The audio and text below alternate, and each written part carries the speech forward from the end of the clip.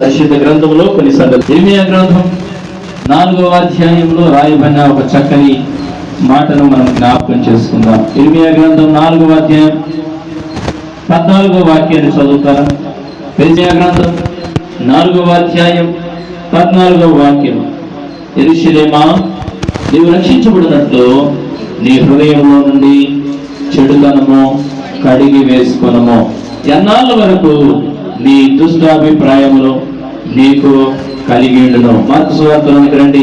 ఆ భాగంలో హృదయంలో ఉన్నటువంటి కొన్ని మార్కు సువార్త 7వ అధ్యాయం 21వ వాక్యంలో రాయబడిన మాట, మనిషిని లోపల నుండి అనగా మనుషుల హృదయంలో నుండి దురాలోచనలను, జారత్వములను, దొంగతనములను, నరహత్యలను, వ్యభిచారములను, లోభములను, చెడుతనమును, కృత్రిమమును, కామ వికారమును, మత్సరమును, దేవదూషణియు, అహంభావమును, అవివేకమును వచ్చును. ఈ చెడ్డవనియో లోపల నుండి బయలువెళ్ళి మనిషిని అపవిత్రపరచునని ఆయన చెప్పాను. మనిషిని అపవిత్రపరిచేవి మనిషిని హృదయంలో ఉన్నవి. అయితే ప్రభు అంటున్నాడు, నువ్వు రక్షించబడినట్లు నీ హృదయంలో నుండి చెడుతనమును కడిగి వేసుకునము. రక్షణ నిజంగా నువ్వు రక్షించబడిన వ్యక్తివైతే నీ హృదయంలో ఇవి ఉండకూడదు. ఏమిటి అది? దురాలోచనలో. ఏమిటి అది? జారవత్తు. ఇంకా ఏమి ఉన్నాయి? దొంగతనములు, నరహత్యలు, వ్యభిచారము, లోభములు, చెడుతనము, ఇవి నీ జీవితంలో ఉండకూడదు. కృత్రిమమును, కామ వికారమును, మత్సరమును, దేవదూషణ్యం, మరొక మాట అహంభావము, అవివేకము, ఇవన్నీ చెడ్డవి అని దేవుని వాక్యము సెలవిస్తా ఉంది. ఈరోజు చెడ్డవి నువ్వేం చేయాలి? విడిచిపెట్టాలి. నువ్వు రక్షించబడాలంటే, నువ్వు క్షేమంగా ఉండాలంటే, నువ్వు దీవించబడాలంటే, నువ్వు పరలోక రాజ్యం చేరాలంటే, పరమ యెరూషలేములో చేరాలంటే నువ్వేం చేయాలి? నీ హృదయంలో ఉన్న చెడుతనము నుండి పూర్తిగా నువ్వు బయటికి వచ్చేయాలి. దేవునికి స్తోత్రం చెప్తారా? దేవునికి స్తోత్రం చెప్తారా? ఈరోజు ప్రియులారా, ప్రభు అనేకులను లోకంలోనికి పంపిస్తూ వచ్చాడు. అనేకులను పంపిస్తూ వచ్చాడు. ఎందుకో తెలుసా? ఈ చెడుతనములో నుండి మనుషులందరూ బయటికి రావడం కోసమే. దేవుని వాక్యమిని దేవుని అంగీకరించి తన తప్పిదమును ఒప్పుకొని విడిచిపెడితే చెడుతనం ఏం చేస్తాడు? తన పరిశుద్ధ రక్తం ద్వారా కడిగేసి వారిలో ఉన్న చెడును తీసివేసి వారిని పరిశుద్ధాత్మ శక్తితో నింపుతాడు. దేవునికి స్తోత్రం, హల్లెలూయా. ఈరోజు యేసుక్రీస్తు ప్రభువుకి 12 మంది శిష్యులుండగా 12 మంది శిష్యులను ఆయా విధాలుగా దేవుడు పంపిస్తూ వచ్చినట్టు ఆ భాగం చదువుతాను. మార్కు సువార్త 6వ అధ్యాయం 7వ వాక్యంలో రాయబడిన ఒక చక్కని మాట. ఆయన 12 శిష్యులను తన ఎదురుకు పిలిచి వారిని ఇద్దరిగా పంపుచు అపవిత్రాత్మ మీద వారికి అధికారం ఇచ్చను. ప్రియులారా, ఈరోజు అధికారం కలిగిన దేవుడు ఒక అధికారాన్ని ఇచ్చి పంపిస్తున్నాడు ఈ లోకంలోనికి. అపవిత్రాత్మల పైన అధికారం ఇద్దరిగా పంపిస్తున్నాడు. ఎందుకంటే ఒక్కొక్కరికి వెళ్ళకూడదు, సమస్యలు వస్తాయి, శోధనలు వస్తాయి. కాబట్టి ఇద్దరిగా సేవకు పంపిస్తూ వచ్చినాడు. ఎందుకో తెలుసా? అపవిత్రాత్మలతో భయంకరంగా బాధపడుతున్న ఒక ప్రజలు ఉన్నారు. అపవిత్రాత్మతో భయంకరంగా బాధపడుతున్నటువంటి ఒక వ్యక్తిని నేను జ్ఞాపకం చేస్తాను. మార్కు సువార్త 5వ అధ్యాయం 1వ వాక్యంలో చూస్తే అది గెరాసీన దేశమని, అక్కడ అపవిత్రాత్మతో బాధపడుతున్న ఒకడు ఉన్నాడని, వాడు సమాధులలో ఎప్పుడు ఉండేవాడు, సమాధులలో నివాసం చేసేవాడు, సంఖ్యలతో ఎవడు అని బంధించలేకపోతున్నారు. పలుమార్లు కాళ్ళకు చేతులకు సంఖ్యలు వేసి కట్టేసినను, బంధించినను. చూసారా? చేతి సంఖ్యలు, కాళ్ళు కట్టిన అన్ని కూడా తెంపేసుకుంటున్నాడు, తృప్తినీలుగా చేసినాడని రాయబడింది. అయితే ఎల్లప్పుడూ కూడా రాత్రి మగలు సమాధులలో, పండుగలలో కేకలు వేసేవాడు. ఈరోజు కేకలు వేసే తత్వం, బట్టలు లేకుండా ఉండే తత్వం, ఇవి దెయ్యపు లక్షణాలు. ఈ గుర్తు పెట్టుకోవాలి. అపవిత్రాత్మ పట్టినటువంటి వ్యక్తి తన రాళ్ళు తీసుకొని గాయపరుచుకుంటూ, కొంతమంది చూసారా, ఏదైనా చిన్న గొడవ జరిగితే చాలు ఏం చేస్తారు? తల తీసుకొని గోడ కొడతా ఉంటారు. తర్వాత ఏమున్నాయి, విలువైన వస్తువులు తీసి పడేస్తూ ఉంటారు. నన్ను కడప ప్రాంతానికి పిలిచారు. ఆ ప్రాంతానికి వెళ్తే అక్కడ ఒక సిస్టర్ చెప్తా ఉంది, మా ఆయన ఉద్యోగస్తుడే కానీ ఆయన ఎందుకు అన్నా ఒక్కొక్క రోజు రకరకాలుగా మారిపోతా ఉంటాడు. ఏందమ్మా, ఏం జరిగిందమ్మా అంటే, మేము పై గదిలో ఉంటామన్న, పైన మేడ మిద్దలో ఉంటాము. ఆయన టీవీ, ఫ్రిడ్జ్, కూలర్ అన్ని తీసి కింద పడేస్తాడు. అన్ని పడేస్తాడు. అయితే ఊరంతా పంట లేకుండా తిరిగి వస్తూ ఉంటాడన్న. వాళ్ళ ఇల్లు ఈ నీళ్ళు దగ్గర డోర్లు కొడుతూ ఉంటాడన్న. వీళ్ళు పట్ట పగులే ఇట్లా చేస్తూ ఉంటాడు. ఎందుకన్నా ఇట్లా జరుగుతుందంటే దురాత్మ పట్టినటువంటి వ్యక్తిలో ఈ లక్షణాలు కనపడతాయమ్మా అని నేను మార్క్స్ వార్త 5వ అధ్యాయం చూపిస్తూ చెప్పాను. అపవిత్రాత్మతో బాధపడతా ఉన్నాను. నూనె రాసి ప్రార్థన చేయమని చెప్పాను. వెళ్ళారా నూనె రాసి ప్రార్థన చేయమ్మా, తప్పక దేవుడు సహాయం చేస్తాడు అని నూనె ప్రార్థన చేసి ఇచ్చి వచ్చాను. మీరు కూడా ప్రార్థన చేయండి అమ్మా అని చెప్పాడు. ఒక మార్పు వచ్చింది. దేవునికి స్తోత్రం, హల్లెలూయా. ఇది అపవిత్రాత్మ పట్టినటువంటి వ్యక్తిలో ఉన్నటువంటి లక్షణాలు ప్రియులారా. అయితే ఎన్నోసార్లు వారి ఇంటి వారు బంధించే ప్రయత్నం చేశారు, సాధు చేయాలని చూశారు.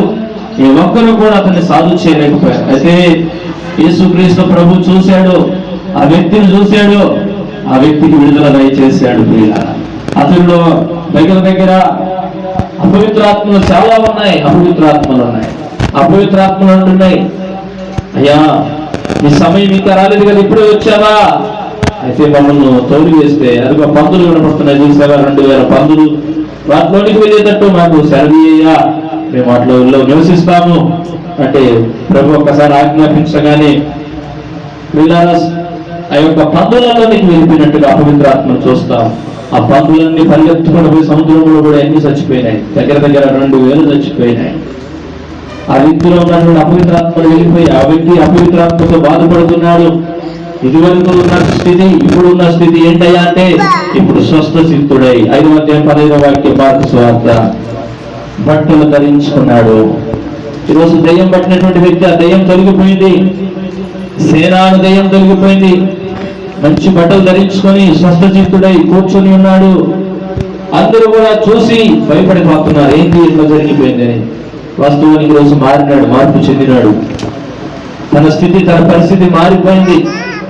యేసుక్రీస్తు ప్రభువుని గుర్తుపెట్టాడు, ప్రభు దగ్గరికి వచ్చాడు, సాష్టాంగ నమస్కారం చేస్తున్నాడు. దేవునికి స్తోత్రం, హల్లెలూయా. ప్రభు అంటున్నాడు, నువ్వు ఇంటికి వెళ్ళయ్యా, నీ ఇంటికి నువ్వు వెళ్ళాలి.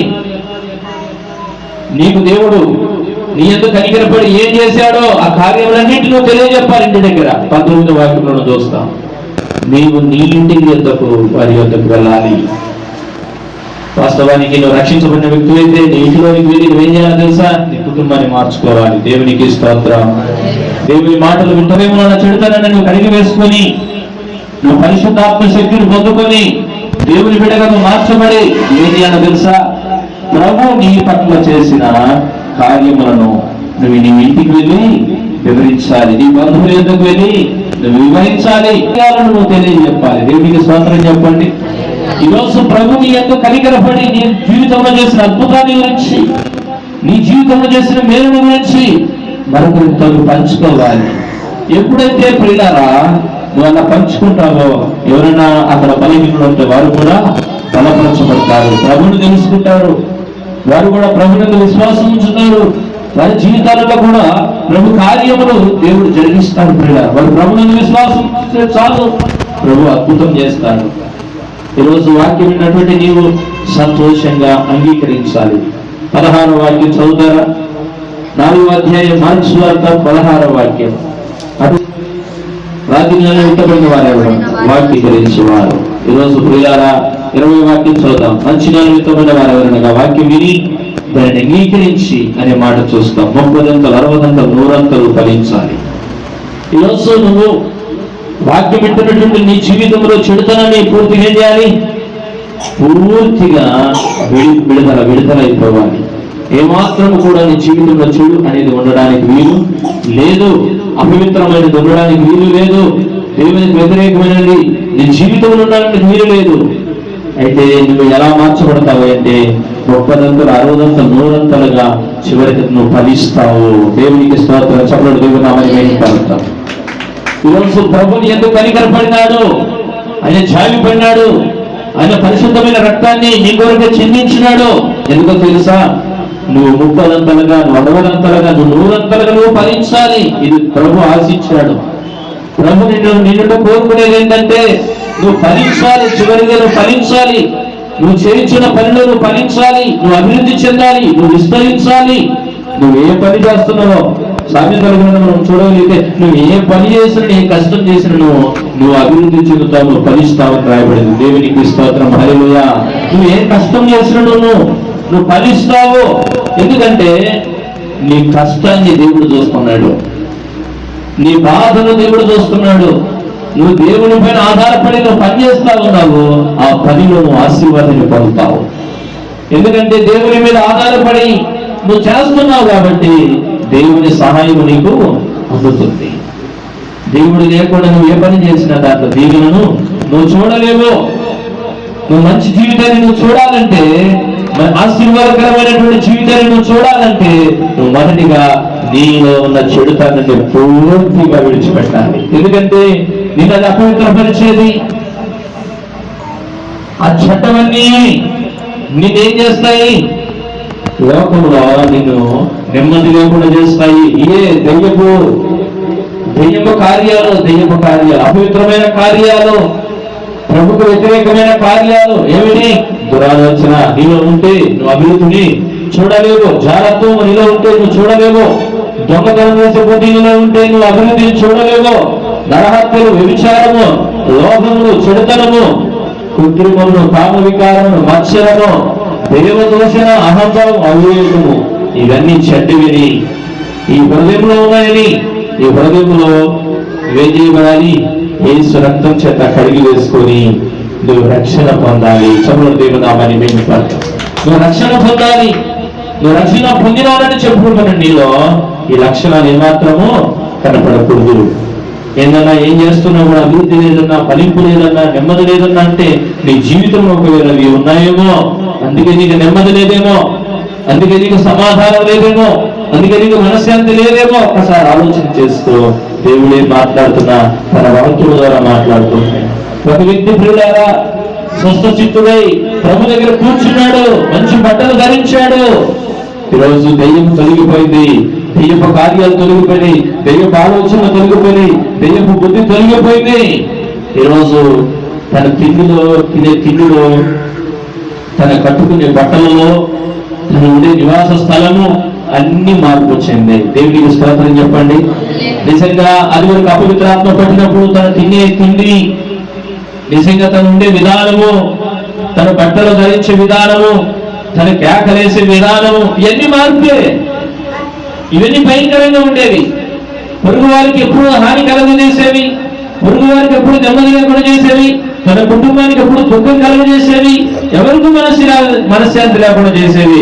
ఇవన్నీ దయ్యపు కార్యాలు. ఇప్పుడు ప్రభు జరిగిన తర్వాత ప్రభు దగ్గర కూర్చుంటున్నాడు. ఆయన ప్రభు అంటున్నాడు, ప్రభుని ఎందుకు కనికరపడి ప్రభు నీకు చేసిన కార్యాలన్నింటినీ నువ్వు ఏం చేయాలి? నువ్వు ఇంటిలో తెలియచేయాలి. అయితే ఏం చేశాడు తెలుసా?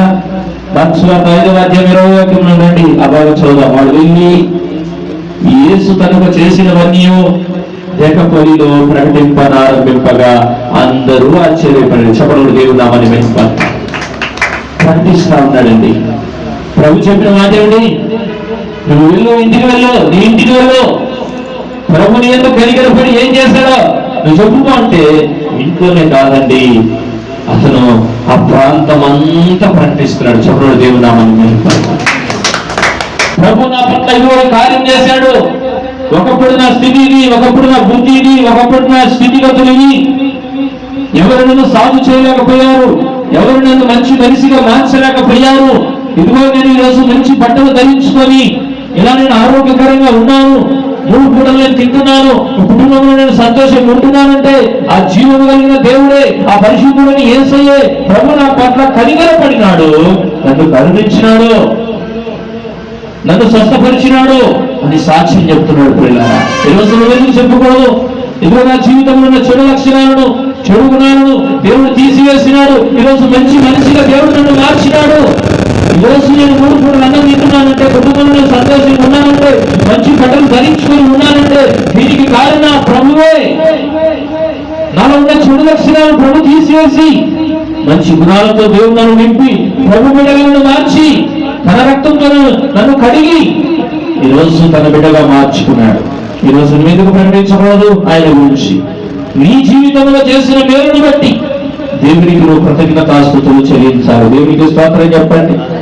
దేవునికి స్తోత్రం చెప్పండి.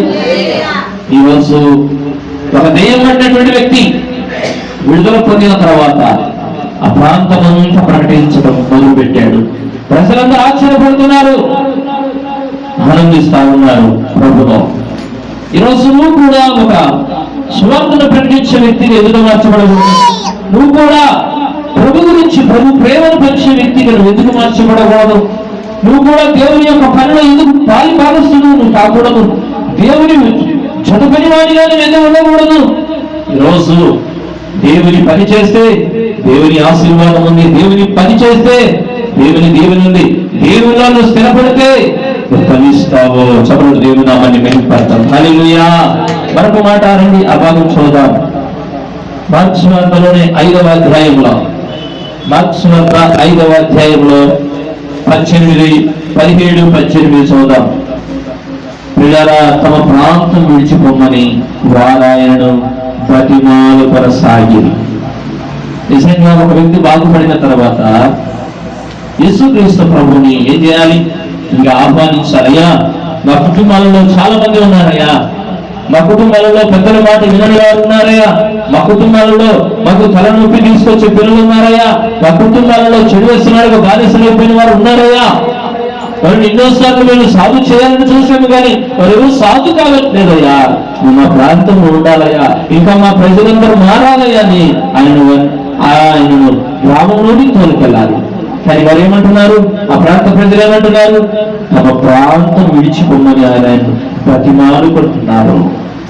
వాస్తవానికి ప్రభుని బతిమాలాల్సింది ఎందుకు బ్రతిమలాడాలి? నువ్వు మా ఇంటికి రాయ్యా అని బ్రతిమలాడాలి. నువ్వు మా ఇంటి దగ్గరికి రాయా, మా ఊరిలోనికి రాయా, మా ఊరికి వచ్చి మా బిడ్డలను బాగు చేయా, మా కుటుంబాలను బాగు చేయని బ్రతిమలాడాలి. కానీ వాస్తవానికి అక్కడ ఏం చేస్తున్నారు వాళ్ళు? మా ప్రాంతం విడిచిపెట్టిపోయా. చూసారా పిల్లరా, రోజు మంచికి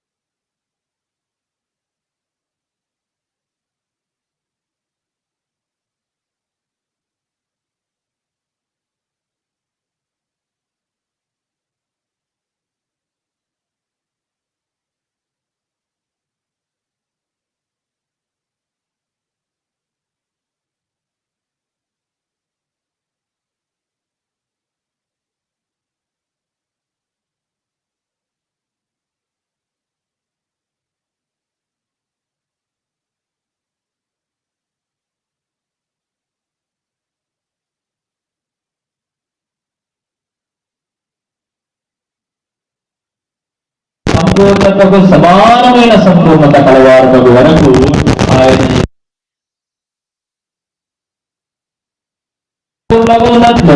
క్రీస్తు శరీరము క్షమాభివృద్ధి చెందుటకును పరిచర్య ధర్మం జరిగించుటకును ఆయన కొందరిని అపొస్తలుగాను, కొందరిని ప్రవక్తలుగాను, కొందరిని సువార్తికులుగాను, కొందరిని కాపరులుగాను, ఉపదేశకులుగాను నియమించెను. ఈరోజు నియమించిన దేవుడు. ఈరోజు ప్రియులారా, దేవుడు నీతో మాట్లాడుతూ ఉంటాడు. మన కోసము ప్రవక్తలు నియమించాడు, అపొస్తలులను నియమించాడు, ఆయన కాపరులను నియమించాడు, సువార్తికులను నియమించాడు, ఉపదేశకులను ఆయన నియమించాడు. ఎందుకో తెలుసా? మనం రక్షణ పొందాలని. మనమందరం కూడా రక్షించబడి ప్రభువును పోలి మనం నడుచుకునే బిడల వల్ల మనం ఉండాలని. మన పోలికలన్నీ ప్రభులోనే. ఎందుకంటే ఆయన రూపంలో మనము తయారు చేయబడిన. అందుకే రాయబడిన మాట చదువుతాం. 4:24 ఎఫెసీయులకు రాసిన పత్రిక, నీతియు యథార్థమైన భక్తియు గలవారై దేవుని పోలిక సృష్టింపబడిన నవీన స్వభావమును ధరించుకోవాలను. మన స్వభావం అంతా మారిపోవాలి, మన బుద్ధి అంతా మారిపోవాలి. దేవుని నమ్మిన ఉత్తమంగా నీతి కలిగి, యథార్థంగా కలిగి, భక్తి కలిగి, మన పోలికలంతా దేవునితోనే. దేవునికి స్తోత్రం చెప్పండి, దేవునికి స్తోత్రం చెప్పండి. దేవుని బిడ్డలము, దేవునితోనే పోలికలు. మన పోలికలన్నీ ఆయనతోనే. ఈరోజు ప్రియులారా, ఈరోజు ఎవరైతే ఆయన పోలి నడుచుకుంటున్నారో ఆయన సమీపంగానే ఉండి సహాయము చేస్తున్నాడు. సమీపంగా ఉన్న దేవుడు, సమీపంగా ఉన్న దేవుడు. మరొక మాట నేను జ్ఞాపకం చేస్తాను. నీ జీవితంలో ఏమేమి ఉండకూడదు మరొక మాట నేను జ్ఞాపకం చేస్తాను. 4వ అధ్యాయం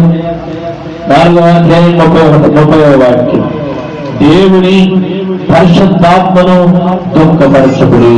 ఈరోజు నువ్వు పరిశుద్ధాత్మనికి దుఃఖాన్ని కలిగజేసే పని నీలో జరగకూడదు. మరొక మాట, విమోచన దినం వరకు ఆయన యందు మీరు ముద్రింపబడి ఉన్నారు. సమస్తమైన ద్వేషము, కోపము, క్రోధము, అల్లరి, దూషణ, సకలమైన దుష్టత్వము మీరేం చేయాలి? మీరు విసర్జించాలి. చమరుడు దేవనామాన్ని మహింపరుస్తా. ఈరోజు నువ్వు విసర్జించాలి. నీ దుష్టాభిప్రాయాలను మానుకోవాలి. నువ్వు దుష్ట క్రియలను విడిచిపెట్టాలి. నువ్వు దుష్టత్వమును మీరు విసర్జించుడి అంటున్నాడు. అల్లరి ఉండకూడదు, దూషణ మాటలు ఉండకూడదు, సమస్తమైన దుష్టత్వం ఉండకూడదు, క్రోధము నీలో ఉండకూడదు, కోపము నీలో ఉండకూడదు, సమస్తమైన ద్వేషము నీలో ఉండకూడదు. ఎప్పుడైతే నీలో ఉంటాయో పరిశుద్ధాత్మ దేవుడు దుఃఖపడతాడంట. అందుకే దేవుడు అంటున్నాడు, దేవుని పరిశుద్ధాత్మను మీరు దుఃఖపరచొద్దు. పరిశుద్ధాత్ముడు మీలో నివసిస్తా ఉన్నాడు, మీతోనే ఉంటా ఉన్నాడు, మిమ్మల్ని సర్వసత్యములను నడిపిస్తా ఉన్నాడు, మీకు కావలే ఉండాలని కాపాడుతా ఉన్నాడు, మీకు కావలసిన కృపనిచ్చి నడిపిస్తా ఉన్నాడు. ఈరోజు నడిపించే దేవుడికి నువ్వు దుఃఖాన్ని పుట్టించొద్దు. ఎప్పుడు దుఃఖపడతాడు? నీలో ద్వేషం ఉంటే ఆయన దుఃఖపడతాడు, నీలో కోపం ఉంటే ఆయన దుఃఖపడతాడు, నీలో క్రోధం ఉంటే ఆయన దుఃఖపడతాడు, నీలో అల్లంతా కొన్ని ఆటపాటలంటే దుఃఖపడతాడు, నీలో దూషణ మాటలుంటే దుఃఖపడతాడు. సమస్తమైన దుష్టత్వము నువ్వేం చేయాలంట? విసర్జించాలి అని రాయబడింది. అందుకే రాయబడింది 4:32 ఎఫెసీయులకు రాసిన పత్రికలో, ఒకని ఎడల ఒకడు దయ కలిగి ఏం కలిగి ఉండాలంట? దయ. ఈరోజు దేవుని పిల్లలుగా నువ్వేం కలిగి ఉండాలంటే నీకు దయ అనే గుణం కలిగి ఉండాలి. ఎప్పుడైతే నీవు దయాన్ని గుణం కలిగి ఉంటావో కరుణాహృదయుడై క్రీస్తునందు దేవుడు మిమ్మల్ని క్షమించిన ప్రకారము మీరును ఒకరినొకరు ఏం చేయాలంట? క్షమించండి. మీరును ఒకరినొకరు క్షమించండి, ఒకరినొకరు క్షమించండి.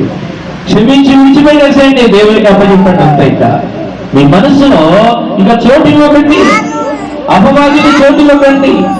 వెళ్ళారా? ఏమంటున్నాడు? మీరు దయ కలిగి కరుణాహృదయుడై ఏముండాలంట? దయహృదయం ఉండాలంట, కరుణాహృదయం. మన ప్రభు ఎవరండి?